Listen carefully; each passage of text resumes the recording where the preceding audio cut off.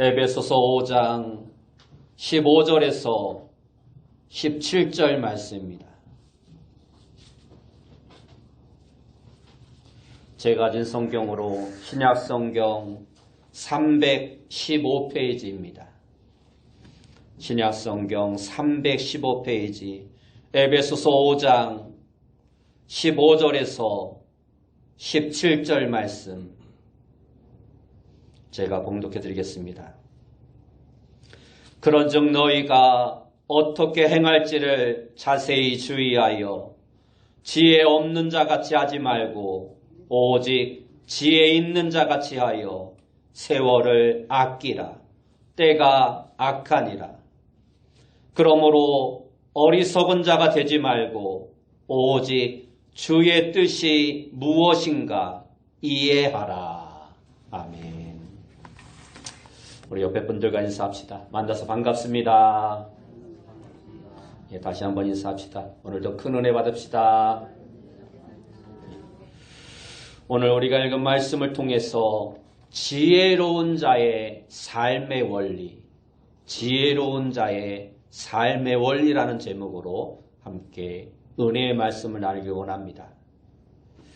오늘 본문 15절과 16절 말씀에 보면 그런즉 너희가 어떻게 행할지를 자세히 주의하여 지혜 없는 자같이 하지 말고 오직 지혜 있는 자같이 하여 세월을 아끼라. 때가 악하니라 하고 말씀하고 있습니다. 에베소 5장은 우리에게 어떻게 행할 것을 자세히 주의하여 지혜 없는 자같이 말고 지혜 있는 자같이 하라 말씀하고 있습니다. 그리하여 어리석은 자가 되지 말고 오직 주의 뜻이 무엇인가 이해하라고 말씀하고 있습니다. 우리가 살아가는 이 세상은 지혜롭지 않고 어리석은 모습으로 살아가는 사람들이 너무나 많습니다. 과학기술의 발전이 사람들을 지혜롭게 하지 못합니다. 이처럼 지식에 축적되어 가지만 점점 어리석게 되어가는 사람들의 모습에서 우리는 인간의 한계를 느낄 수밖에 없는 것입니다. 그렇다면 왜 사람들은 지식과 기술이 놀랍도록 발전해가는 세상 속에서도 이렇게 어리석은 삶을 살아갈까요? 그 이유는 대부분의 사람들이 하나님을 부인하기 때문입니다.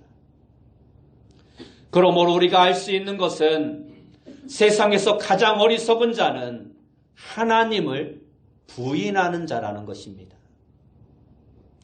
욥기 28장 28절 말씀에 보면 또 사람에게 말씀하셨도다. 보라, 주를 경외함이 지혜요 악을 떠남이 명철이니라 하고 말씀하고 있습니다.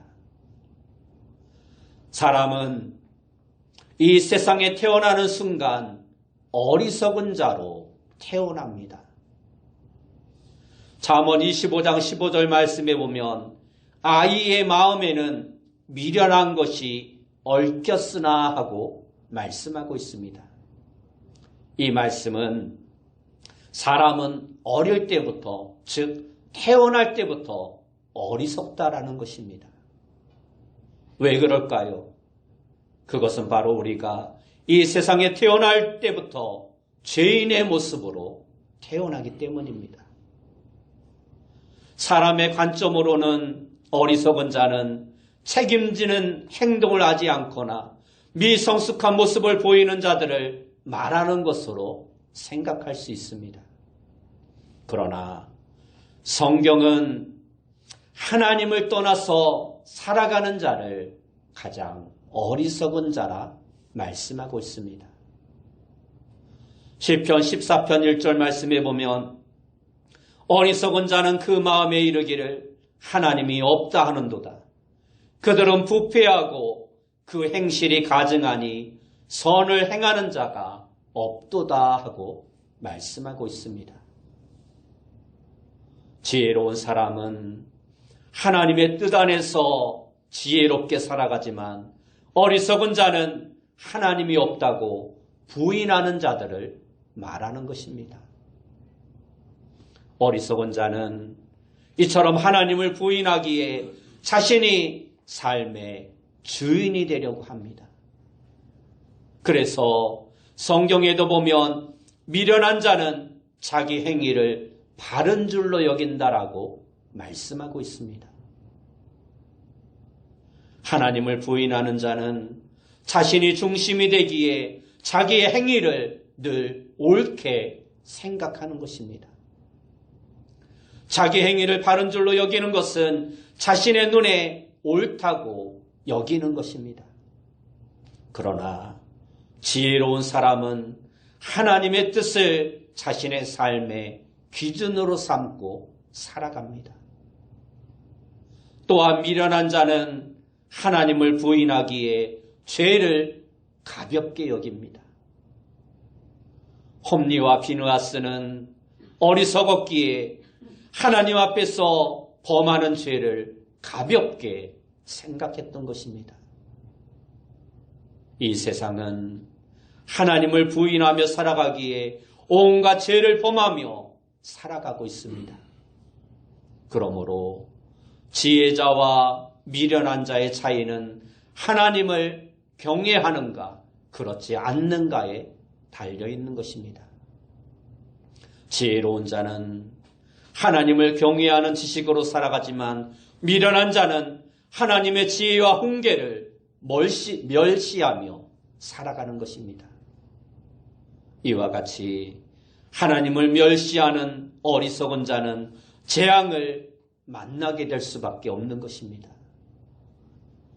그러나 반대로 세상에서 가장 지혜로운 자는 하나님의 뜻 가운데 행하는 자입니다. 오늘 본문 15절 말씀에 보면 그런즉 너희가 어떻게 행할지를 자세히 주의하여 지혜 없는 자같이 말고 오직 지혜 있는 자같이 하여라고 말씀하고 있습니다.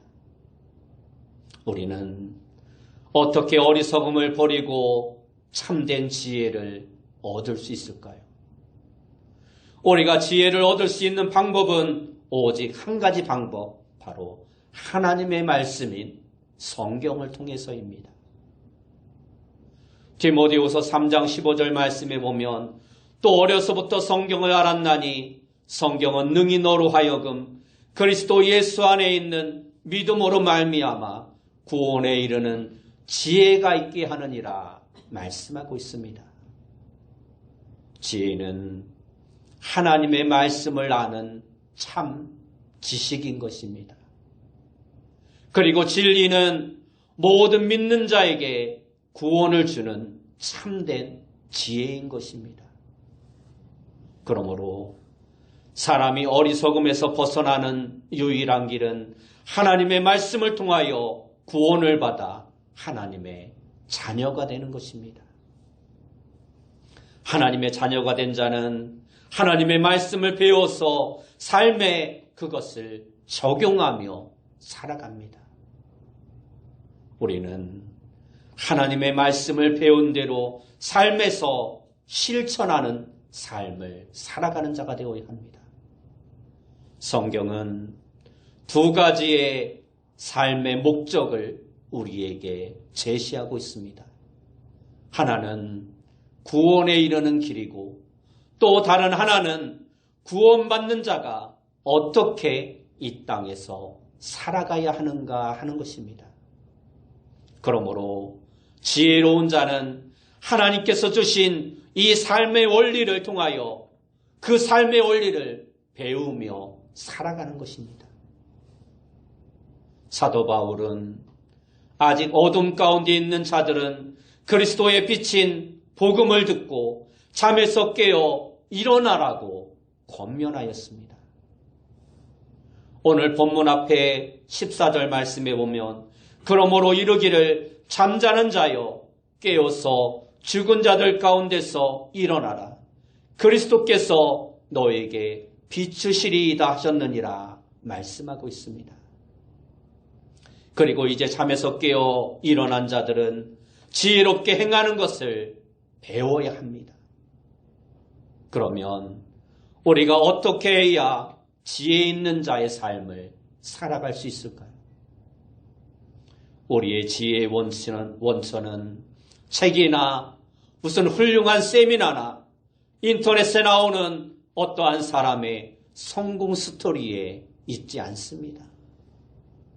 우리의 지혜의 원천은 우리 안에 거하시는 예수 그리스도 안에 있는 것입니다. 예수님이 우리 안에 거하시면 그분은 우리에게 지혜와 의로움과 거룩함과 구속이 되시는 것입니다. 즉 예수님이 우리 안에 거하시면 그분의 지혜와 의로움과 거룩함과 구속이 우리 안에 거하게 되는 것입니다. 구원받은 하나님의 자녀는 예수 그리스도로 인하여 지혜와 의로움과 거룩과 구속의 은혜를 누리게 되는 것입니다.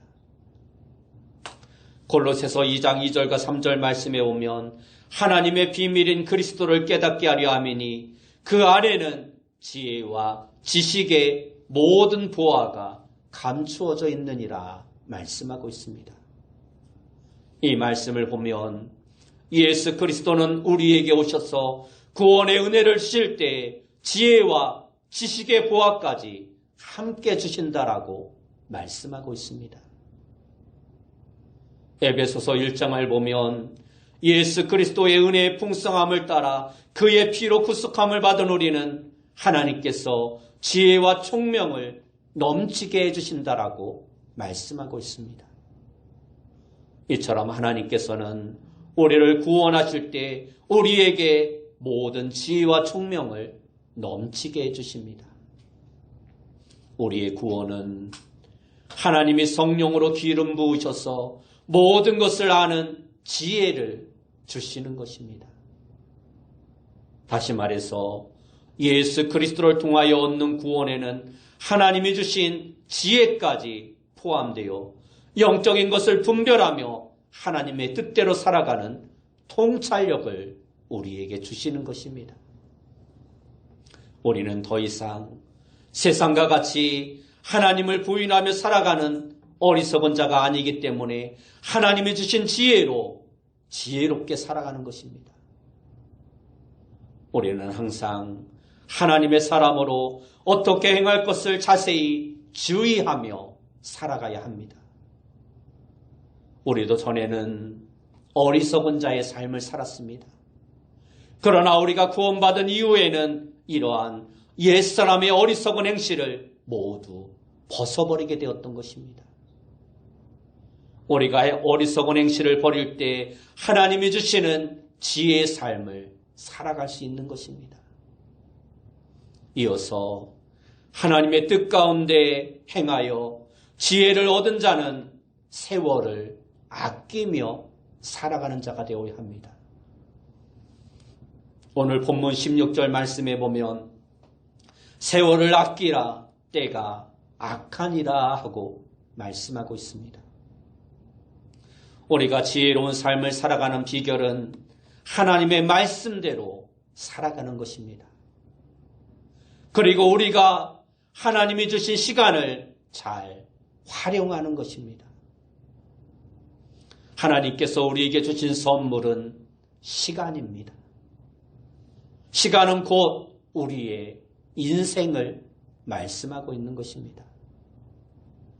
우리가 시간을 잘 사용하는 것은 우리의 인생을 잘 살아가는 것과 같은 것입니다. 그러나 우리의 시간은 무한대로 주어지지 않습니다. 하나님께서 우리에게 주신 시간은 한계가 있습니다.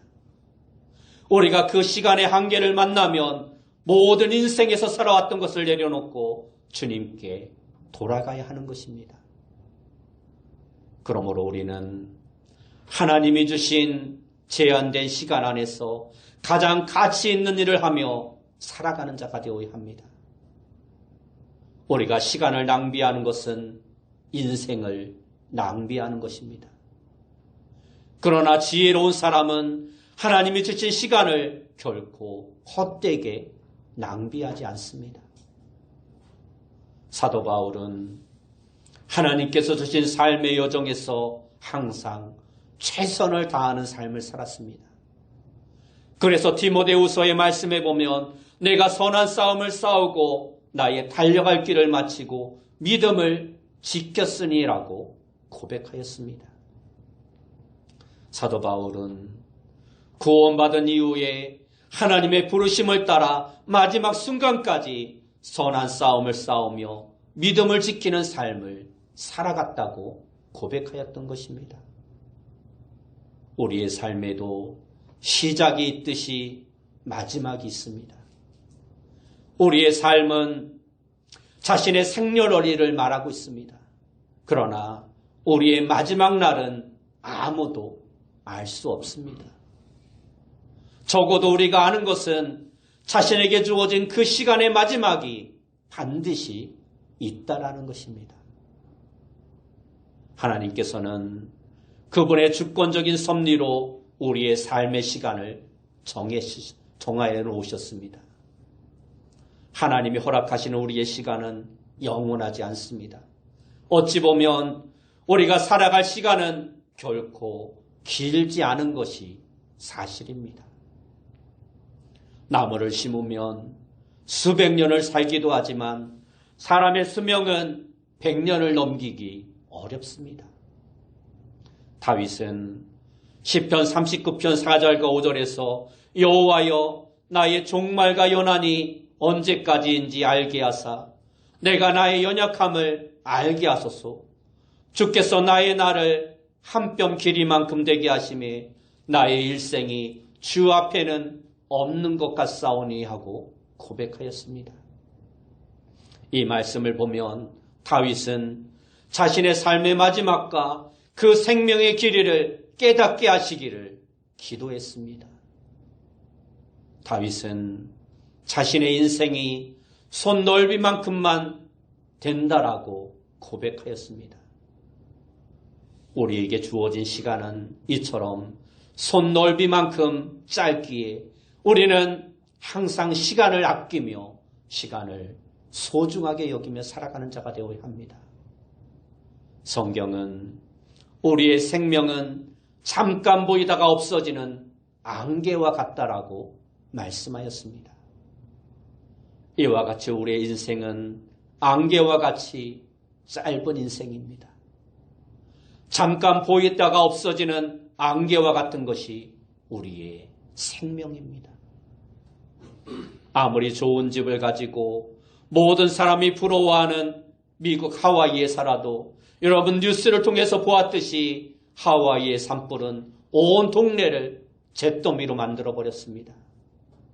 아무리 강한 군대와 권세를 가지고 푸틴에게 대항했던 바그너 그룹의 프리고진 장군도 결국 비행기 폭발 테러로 말미암아 사망하고 말았습니다. 그래서 야고보서는 우리의 생명이 잠깐 보이다가 없어지는 안개와 같기에 우리는 주님의 뜻을 행하며 살아가는 삶을 살아야 한다라고 가르치고 있는 것입니다. 우리는 내일 일을 알지 못하기에 항상 주의 뜻이면 그 일들을 행하는 삶으로 하루하루 의미 있는 삶을 살아가는 자가 되어야 합니다. 시간의 한계를 아는 우리가 배워야 할 지혜는 세월을 아끼는 것입니다. 세월을 아끼는 말의 원어적인 의미는 시간을 구속하라, 시간을 사라는 의미입니다. 이 말씀의 의미는 시간을 값주고 살 만큼 가치 있게 여겨서 그 주어진 시간을 잘 활용하라는 것입니다. 시간을 잘 사용하는 비결은 시간 속에서 하나님의 선한 일을 행하는 것입니다. 지혜의 마음을 갖는 것은 하나님이 주신 시간 속에서 하나님이 우리에게 명하신 사명, 선한 일들을 이 땅 가운데서 이루며 살아가는 것입니다. 가장 어리석은 삶은 시간을 허비하며 살아가는 삶입니다. 시간을 허비하는 것은 악한 시대에 아무것도 하지 않고 지내는 것입니다. 그러나 지혜로운 사람은 자신에게 남은 시간을 계수하며 하나님을 위하여 기회를 붙잡는 삶을 살아가는 자입니다. 그러므로 다윗은 올해의 연수가 70이요 강건하면 80이라도 그 연수의 자랑은 수고와 슬픔뿐이요 신속기간이 우리가 날아가나이다. 우리에게 우리의 날 계수함을 가르치사 지혜의 마음을 얻게 하소서라고 말씀하였습니다. 우리의 연수는 강건하면 80이라도 그 생애는 항상 수고와 슬픔뿐이라 말씀하고 있습니다. 그리고 우리의 시간은 날아가듯 빨리 지나갑니다. 그러므로 다윗은 자신의 날을 계수하게 하심으로 지혜의 마음을 얻게 하기를 간구하였던 것입니다. 자신의 날을 계수하는 것은 지혜의 마음을 얻게 합니다. 삶의 여정에서 악한 일에 동참하지 않고 그것을 거절하는 삶을 살아갈 수 있게 합니다. 그러나 선하고 하나님의 영광에 되는 일이기에 기회를 붙드는 삶이 참으로 지혜로운 삶입니다. 오늘 우리가 살아가는 이 시대는 너무나 악한 시대입니다. 본래 하나님이 창조하실 때는 선하고 아름답게 지으셨으나 사람이 사단의 유혹에 빠져 타락한 이후부터 세상은 악한 것으로 가득하게 되었습니다. 노아 시대 사람들이 생각하는 것이나 행하는 것이 다 악했던 것처럼 오늘 우리가 살아가는 이 시대는 강포가 가득하고 악한 일들이 넘쳐나고 있습니다. 미국이라는 나라는 매년 총기 사건으로 수백 명의 사람들이 목숨을 잃고 있습니다. 각종 폭력과 도둑과 매춘과 마약이 거리를 점령하고 있습니다. 남미는 온갖 마약이 가득하고 심지어 마약 조직이 정부의 세력과 동등한 세력을 가지고 있어서 온 나라를 어둡게 만들어 간다고 합니다. 이러한 가운데 브라질은 동성애자를 비방하거나 혐오하는 말을 하면 감옥에 가두는 법령을 제정하여 발표하였습니다. 아프리카는 내전으로 수많은 사람들이 죽어가거나 고통을 당하고 있습니다. 러시아와 우크라이나의 전쟁으로 수십만 명의 사람들이 부상을 당하거나 죽음을 당했고 이스라엘과 하마스의 전쟁으로도 수많은 사람들이 목숨을 잃었습니다. 한동안 휴전을 하였지만 휴전이 끝나고 어제 하루만도 500명의 사상자가 났다고 합니다. 우리나라도 최근 들어서 이러한 흉악범죄와 마약범죄가 급격하게 증가하고 있습니다. 심지어는 학생들까지도 우리나라에 마약이 퍼지고 있다고 합니다. 이와 같은 시대에는 너무나도 악한 시대이기에 우리가 할 수 있는 것은 시간을 아끼는 것입니다. 시간을 아끼는 것은 주어진 시간 동안 기회를 잡고 하나님의 선한 일에 동참하는 것입니다. 갈라디아서 6장 9절과 10절 말씀에 보면 우리가 선을 행하되 낙심하지 말지니 때가 되면 때가 이름에 거두리라.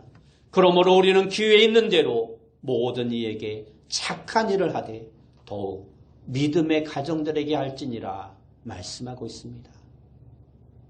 우리는 하나님을 섬기는 특권을 누릴 때 선을 행하되 낙심하지 말고 더욱더 믿음의 가정들에게 우리의 믿음의 형제 자매들에게 항상 선을 베푸는 삶을 살아가는 자가 되어야 합니다.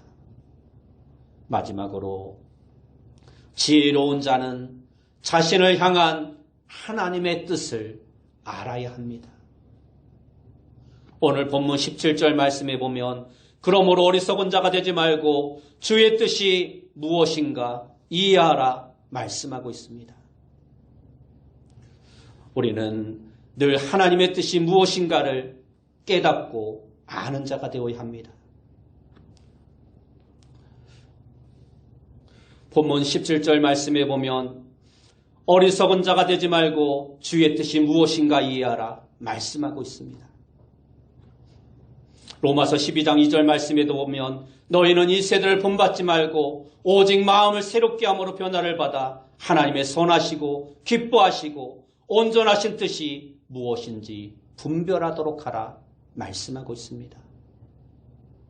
이 말씀은 구원받은 자를 향하여 하나님의 뜻을 분별하라 말씀하고 있습니다. 하나님은 우리에게 선한 것이 무엇인지를 분별할 수 있는 지혜를 갖기를 원하고 계십니다. 그렇다면 우리를 향하신 하나님의 선한 뜻은 무엇일까요? 우리를 향한 주님의 우선적인 뜻은 우리가 예수 그리스도를 믿음으로 구원을 받는 것입니다. 하나님께서는 우리 모두가 구원받기를 원하시는 분이십니다. 하나님께서 우리에게 요구하는 가장 첫 번째 요소가 바로 구원이라는 것입니다. 디모데전서 2장 4절 말씀에 오면 하나님은 모든 사람이 구원을 받으며 진리를 아는 데 이르기를 원하노라 말씀하고 있습니다. 우리의 구원은 하나님께서 예수 그리스도의 대속의 죽으심과 부활을 믿는 자에게 주시는 은혜의 선물인 것입니다. 구원을 받지 않았다면 마음으로 하나님을 부인하며 살아가는 어리석은 자의 삶을 살아갈 수밖에 없는 것입니다. 그러나 구원은 우리를 하나님의 자녀가 되게 하고 하나님의 뜻대로 살게 하는 원동력이 되는 것입니다. 그리고 하나님께서는 구원받은 우리가 거룩한 삶을 살아가기를 기뻐하십니다. 우리는 죄악된 세상에서 각종 더러운 것들을 버리고 거룩한 모습으로 하나님의 자녀로 이 땅을 살아가는 자가 되어야 합니다. 거룩한 삶을 살아가는 우리를 향한 하나님의 뜻은 성령 충만입니다. 그래서 성경은 우리에게 성령 충만을 받으라 항상 말씀하고 있는 것입니다. 우리는 모든 순간, 모든 삶 가운데 성령이 충만한 삶을 살아가야 합니다. 이 세상이 너무나 악하기에 우리가 살아가는 이 세상이 우리를 유혹하기에 우리는 성령 충만을 받지 않고는 승리할 수 없는 것입니다. 우리가 날마다 성령으로 충만한 것이 하나님의 뜻 안에서 살아가는 지혜로운 삶을 살아갈 수 있는 것입니다. 그리고 또한 우리는 날마다 감사하는 삶을 살아가는 자가 되어야 합니다. 원망과 불평하는 삶은 하나님께서 기뻐하시는 삶이 아닙니다. 그래서 사도 바울도 항상 기뻐하라 우리에게 말씀하셨던 것입니다. 또한 우리를 향한 하나님의 뜻은 하나님이 우리에게 맡기신 사명을 잘 감당하는 것입니다. 예수님은 하나님의 뜻을 행하기 위하여 이 세상에 오셨습니다. 내가 온 것은 나의 뜻을 행하려 함이 아니요 하나님의 뜻을 행하려 함이라고 말씀하셨습니다. 그리고 그 뜻을 온전히 이루셨습니다. 주님은 이런 자를 찾아 구원하시기 위해 이 땅에 오셨습니다. 그리고 그 사명을 우리에게 맡기셨습니다. 그러므로 오늘 우리도 주님과 같이 영혼을 구원하는 사역에 우리의 인생에 분명한 목적을 가지고 하나님이 우리에게 맡기신 그 사명을 충성스럽게 감당하는 자가 되어야 합니다. 하나님은 우리를 사용하셔서 이 땅에 죽어가는 영혼들을 구원하시기를 기뻐하십니다. 그 하나님의 일을 하며 세월을 아끼고 지혜롭게 살아가는 것이 바로 영혼을 구원하는 일임을 성경은 우리에게 말씀해주고 있습니다. 우리는 하나님의 뜻을 발견하고 그분의 뜻 가운데 거하는 삶을 살아가는 자가 되어야 합니다.